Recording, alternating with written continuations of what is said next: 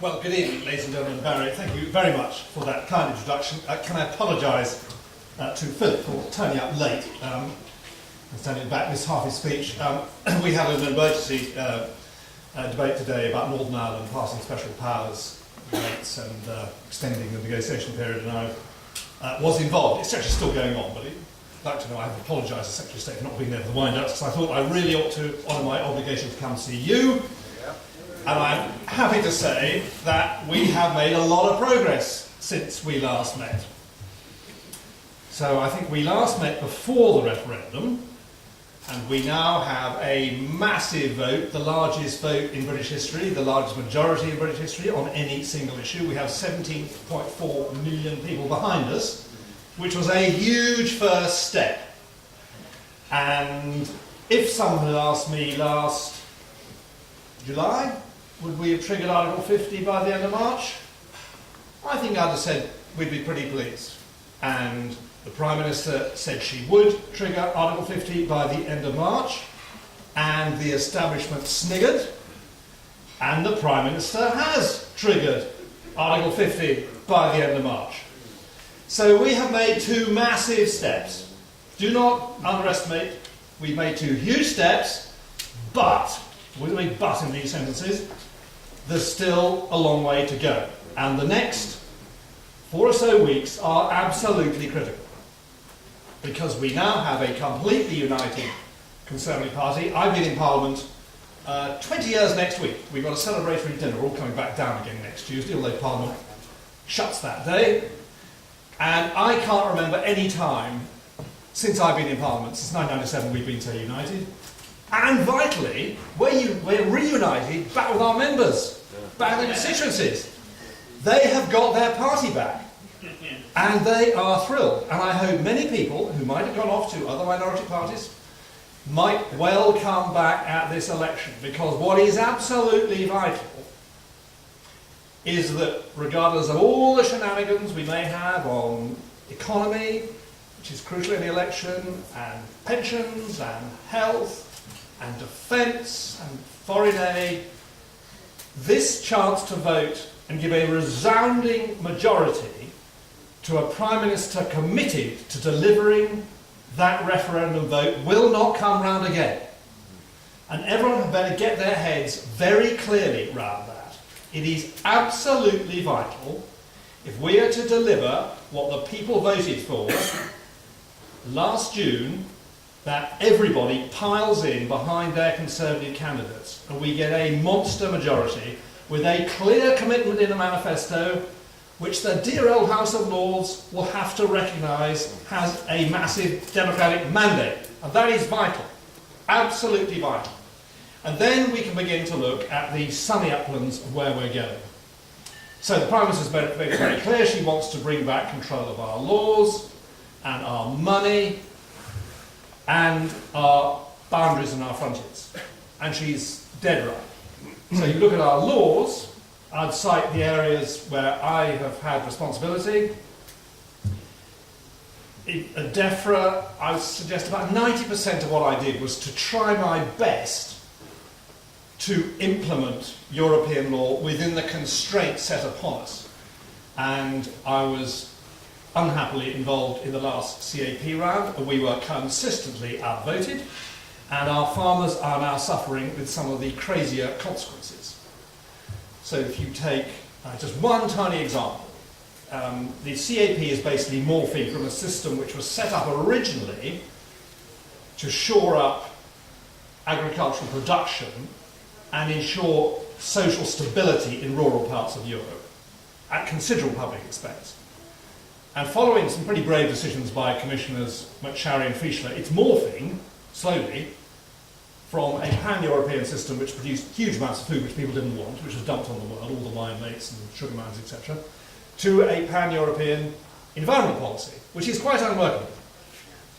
And as an example, there is this idea of crop diversification which was set up in opposition to large blocks of maize being grown around AD plants in anaerobic digest plants in Germany.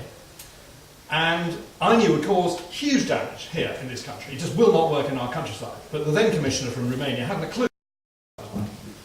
So I took along, and this is exactly how European law works and cannot work. So I took along 2 colleagues, one from Sweden, who said you cannot diversify anything in northern Sweden in January, where there's only one plant, which is some particularly tough spruce tree, which survives at minus 45 degrees. And we turned then to my Spanish colleague, who's a really good guy, and he said, well, you try coming to Andalusia in July, where it's plus 45 degrees. And you cannot diversify a very ancient form of olive tree, which is tough enough to survive in those conditions. You cannot have an all-encompassing European environment policy. It cannot work. And that's where the CAP is going. So if you take one area of policy, there are fantastic advantages in repatriating agricultural and rural policy. So we can, first of all, embrace the advantages of leaving the single market and leaving the customs union, which is the common external tariff, which could enable us to buy food around the world, from, not all the foodstuffs are capable of being grown here, and some would be cheaper. We reckon that would possibly reduce prices, saving the average family about £300 a year. That could be an 8 billion hit on the plus side to the UK economy. And then you say, right, what does that do to farmers? Because at the moment, everyone's saying, what do we do about the subsidies? They're all looking around the telescope the wrong way. You say, let's do something that benefits every person in this room 3 times a day, because you all eat 3 times a day, every citizen 3 times a day, and that is giving British consumers access to cheaper raw materials, cheaper food, cheaper clothing. And you listen to today's programme, it's always about the producers. And the consumers were the people who voted in the referendum. So you then say, fine, how does that affect the producers? Farmers are probably about 1% of the economy. Well, my contention is there will be certain areas of activity where we are already well competitive. So poultry farms, for instance, certain parts of the dairy industry are already well competitive. We have the world record for wheat production per acre. And we are battling against the almost insane hostility of the European Union to modern technology. I've said on many occasions, I'm very happy to repeat it on the record, looking at the camera, the European Union is becoming the museum of world farming. Because there's this concept called the precautionary principle, which they've interpreted in such an extreme manner, such that it's almost not an exaggeration to say that you shouldn't get out of bed in the morning, because you might trip on the carpet, stub your toe, bang your head on the doorknob and break your neck falling downstairs. And I'm not exaggerating. The precautionary principle, the way it's interpreted in this way, means you do not try anything. Now, we could embrace all sorts of modern technologies, which would be of immense benefit, not just to our farming productivity, but to our environment. And that would enable, I think, considerable sections of our farming industry to be well competitive. And if you saw what happened in New Zealand, who were flat bust, of course, when it happened, they had an unsympathetic Labour government where they were absolutely bust. And they just stopped subsidies overnight. Now, I would not recommend that. I would recommend reducing this. There has to be a transitional period. But what was interesting, stopping direct production subsidies in New Zealand had the most spectacular impact on productivity. They used to have 70 million woolly, white, raggedy things running around the hills called sheep, and they were subsidised per head. They did huge damage to the environment. There was terrible soil erosion, there was water pollution, and they couldn't sell the things. They turned 6,000 of them, or 6,000 tonnes of them one year, into fertiliser. That all changed.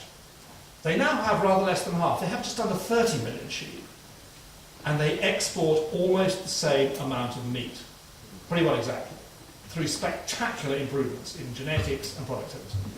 They didn't have a deer industry. They now have 2 million deer. They exported about $100 million US worth of venison last year.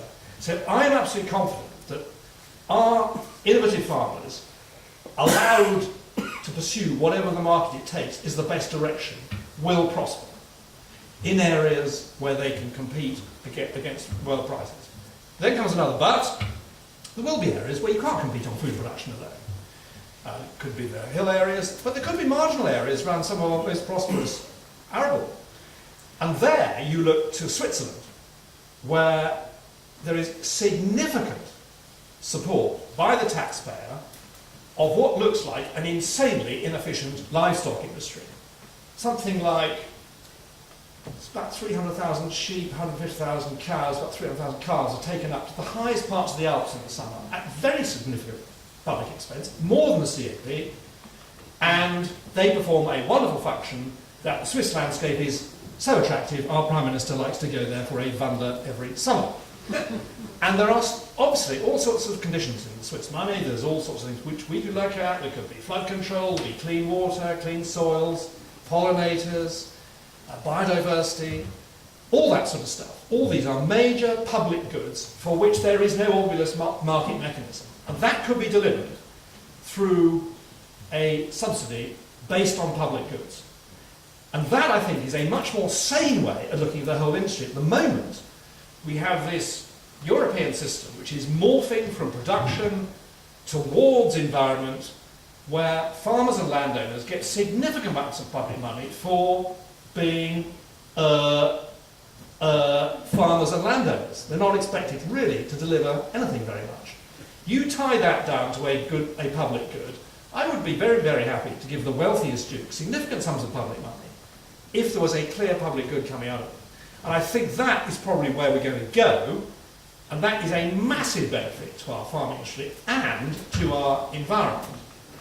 And I think looking at from that, you then have to see what the government must do and can only do once we've got out of the tangle of subsidies, and that is to open up markets. So I spoke to the Northern Ireland meat exporters about a month ago, and they said, it's all very well, Mr. Patterson, that's fine. We'll see our mince come down and the brisket come down. You've got to guarantee you get us into those prime Asian markets for our prime premium products, and then we will fly. And of course, that is the history which I've seen when I went down to New Zealand and went to Australia. If you don't subsidise production, you do get at the card table, and you can quite rapidly do trade deals. And we will have the world opening up to us. And what I see is a co-prosperity sphere of like-minded countries. And going to Australia, when I was at DEFRA, going to New Zealand, and going to talk to the then Democrat Agriculture Secretary Tom Vilsack, there are so many things we have in common. And we could really work closely with them, with tremendous benefits, because the one area that's never discussed enough is our membership of the great world bodies that decide ultimately world regulation, which now cascade down through the European Union. Everyone talks about the WTO. We're still members of the WTO, but we can't speak, we can't initiate amendments or regulation, and we certainly can't vote. That will change. What nobody talks about in the areas that I was involved in, Codex Alimentarius on food, IPPC on plant health, OIE on animal health, we can be right in there at those meetings with allies. So I remember very clearly going to see the New Zealand minister, early morning meeting, we took a look at what they're doing on TV, and she came in great excitement. She said, fantastic, we've got an OIE meeting next week in Geneva. At the time there was a big problem with the sheep disease, and we've got the Australians on side. That's brilliant. We're going to get, and she named 2 or 3 South American countries, we'll get them on board in the next couple of days, that'll bring in Canada, end of the week we'll probably get in the United States. I said, oh, hang on, what about us? We've got about 30 million sheep. You? Well, I don't know, you better go and ask the EU. And there was I, the big, brave, democratically accountable Secretary of State, important House of Commons, we knew nothing about this. We will be right in there, and I'm pleased to say I've heard that my successors have appointed some brightest officials to these bodies, and we will be in there. So we will be crafting world regulation with like-minded allies, with like-minded views on animal health and animal welfare and phytosanitary standards, which suit us, not being badly represented by the EU. So all that I see as a massive positive. There's one area, though, which Barry mentioned. In a pretty hard-fought race of the most grossly incompetent area of European governance, I still think fishing wins. It is quite amazing that under the CFP, we don't know how much fish we throw back daily to the sea as pollution. We think it could be as much as 1 million tonnes a year. It really is absolutely wicked. And as Barry alluded to, when I was the shadow under Michael Howard, I had a really interesting time. I'd been to the Falklands, I went all around the British Isles, I had a wonderful time going to these places, coming from landlocked Shropshire, I knew absolutely nothing about fishing. And then I went going east-west, I went Norway, Norway, Faroes, Iceland, Newfoundland, Nova Scotia, and east coast of America. That's where the Americans run. And I saw thriving fishing communities, wealth being created, and an improving marine environment in pretty well every one of those places. And what is so wonderful, if we all go out and vote and get a substantial Conservative government back, we can take back control of our waters out to the 200 line, what's called the EEZ, or the median line if it's the middle of the channel, and we can bring in a new sane regime which will grow our fish stocks, which will improve our marine environment, which will grow employment in some pretty run-down coastal towns, and bring wealth back to some of the most remote, distant parts of the United Kingdom. And there are all sorts of lessons we can learn from places like Faroes, where they don't have quotas. And it's so obvious that quotas can't work in our fishery, because if you have several species of fish swimming around, you can't control them, and you put a net down, you say you're only allowed to catch a fixed number of a certain species, you are bound to run out of that species quota. It is going to happen. Now, when I was at DEFRA, we did get through a so-called discard ban, but it is proving unworkable because the root cause are quotas. Until you get rid of the quota system, you will continue to have discards. And what we can convert those into is what's called a days at sea system, where fishermen can go out, catch everything. And when I went to the Faroes, it was really impressive. It is absolutely mandatory to land everything. It's a big offence not to land everything. And the Faroes minister told me, you might not like what you find, but at least you know what you find is accurate. What I found in the fisheries negotiations, which happen once a year in November, was that the CFP was being directed on information which was guaranteed, absolutely guaranteed, to be hundreds of percent inaccurate, and at least 6 months out of date. Compare that to the way they run things. Well, we run the Falklands, where when I was there, reports were sent overnight and directions were given to boats the next morning. Iceland, boats were being redirected at an hour's notice by radio. And that's how you could run this. We could bring in modern technology, modern techniques, we can learn from our neighbours, and we will really improve things. And they're looking forward to it. It was really interesting. In Iceland, they said, one of them joked, said, well, actually, if you'd leave the CFP and join us, we might even consider it as a present joining the EU, because it would be completely wonderful if we could run the North Atlantic with you and the Norwegians, having a sane maritime nation back running it. So that is a huge game, and don't underestimate it. And I think then the one last thing I would mention, which is of great benefit, which affects both the fishing industry and agriculture, and that is immigration. And I heard Philip touch on it. The most angry people I met at DEFRA were fruit farmers, Herefordshire, Essex, Kent, who've been deprived of skilled labour, highly skilled labour from Romania and Bulgaria at the time. There was a special scheme called SAWS, the Seasonal Agricultural Worker Scheme, allowing 21,250 people who came to a designated destination, proper accommodation, proper catering, proper medical facilities, and they went home at the end of the season. And it worked extremely well, and that scheme was stopped. And we tried hard to replace it by training local people. We worked with she was then the Home Minister, Theresa May, and Ian Duncan Smith.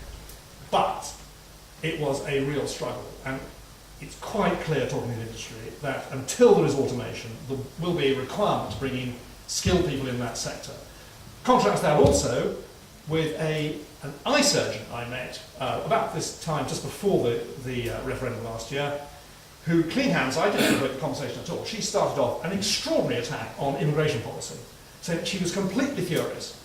And she's a Sufi Muslim whose family originally came from the United Provinces, middle of India, which is correct in this room to mention that.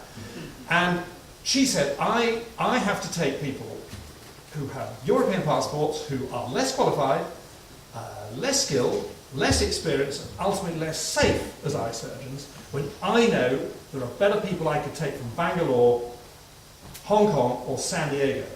And I think we should treat that as an example across the piece. It doesn't matter whether we're talking about picking fruit in summer in Essex, or we're talking about the most skilled eye surgeons, we should now have access in a completely colourblind manner to the world.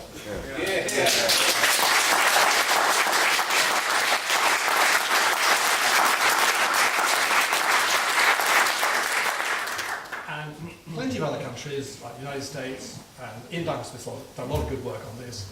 There are plenty of systems which you could look at. And if you go back to the agriculture, actually New Zealanders have a very good system, where there is an onus on first of all looking at domestic labour, but then they bring in Tongans and Fijians from the sea. So that is absolutely manageable. And that would be a great benefit, because at the moment, what we're suffering from is that the Treaty of Rome allowed for free movement of labour amongst a small number of West European countries, all at about the same level of development, all coming out of the Second World War.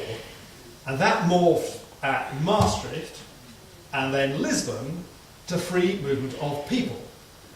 And the latest figures I have seen, unless we begin to control immigration, require us to build a new house every 2 minutes. And that is wholly unsustainable. And I don't believe anybody who voted on this issue is in the least bit racist or prejudiced. It's not me.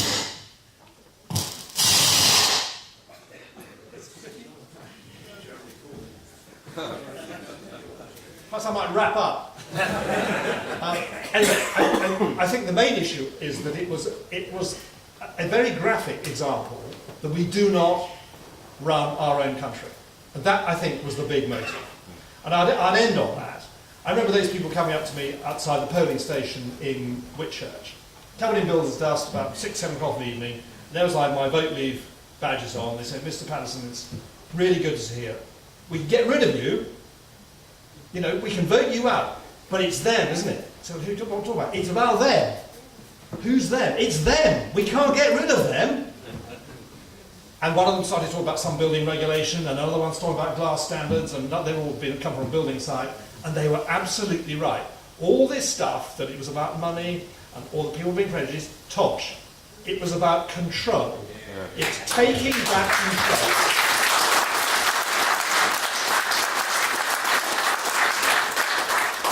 So, I repeat where I began. We've come a long way. We've taken 2 massive steps with the referendum result and triggering Article 50, but there's still some way to go. And it's in your hands, the next few weeks, to guarantee that every single possible Conservative candidate gets back with a very clear manifesto commitment, which absolutely sees the House of Lords straight, that they have a commitment to honour a democratic mandate from the Commons, and secondly, it won't half give a very, very clear signal to our European partners in the remaining 27 that we'll want reciprocal free trade. It's in their interests. We want to work with them on all sorts of things like students and research programs, but ultimately we will make our own laws in our own parliament, we'll control our own money, and we will control our own borders. Thank you very much.